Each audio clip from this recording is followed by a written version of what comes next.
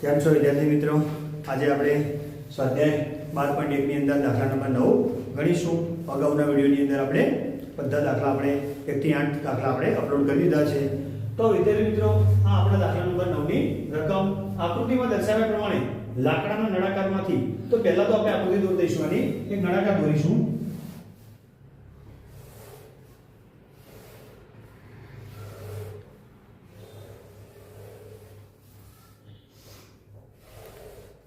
આ મિત્રો આપણે થઈ ગઈ આકૃતિ, બરાબર. શું કીધું? આકૃતિ પરથી. તો આકૃતિમાં દર્શાવ્યા પ્રમાણે લાકડાના નળાકારમાંથી બંને બાજુએથી, તમે જુઓ, આ એક બાજુ, આ બીજી બાજુ, બંને બાજુએથી શું લગાવેલું? તમને હવે આકૃતિ પરથી ખબર પડી જ ગઈ છે કે બંને બાજુ આપણે અર્ધગોલક લગાવેલો હોય. હવે એક અર્ધગોલક કાઢી એક લાકડાનો 100 પીસ બનાવ્યો. જો નળાકારની ઊંચાઈ તો આપણે લખી દઈએ સૌપ્રથમ. તો નળાકારની ઊંચાઈ h બરાબર 10 સેન્ટીમીટર.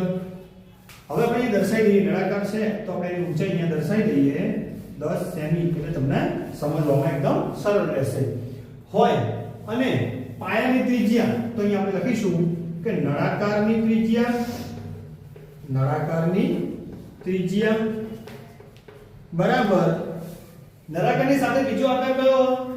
અર્ધગોલક. તો આપણે લખીશું નળાકારની ત્રિજ્યા બરાબર અર્ધગોલકની ત્રિજ્યા. બોલો કેટલી આપી રકમમાં?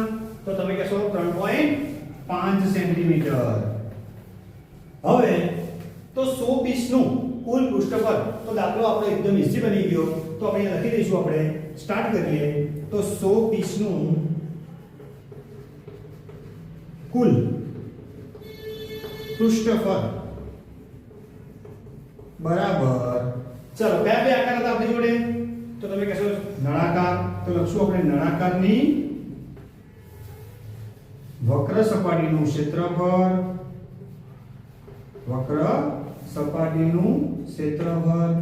વત્તા 2 ગુણ્યા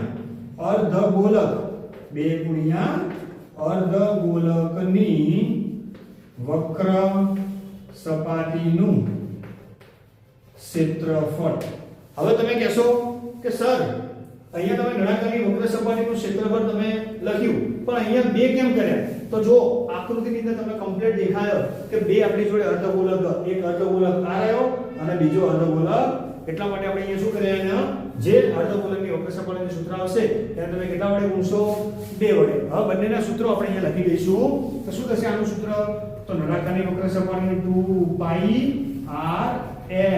વત્તા અર્ધગોલકનું. તો અર્ધગોલકનું સૂત્ર શું થશે? આપણે બધા જ ચેપ્ટર ચાલુ કરી વખતે આપણે બધા સૂત્રો લખાવી દીધા. શું થશે? 2πr². હવે આ બંનેની અંદર આપણે કોમન લઈ લઈએ. તો કોમન શું થશે અહીંયા?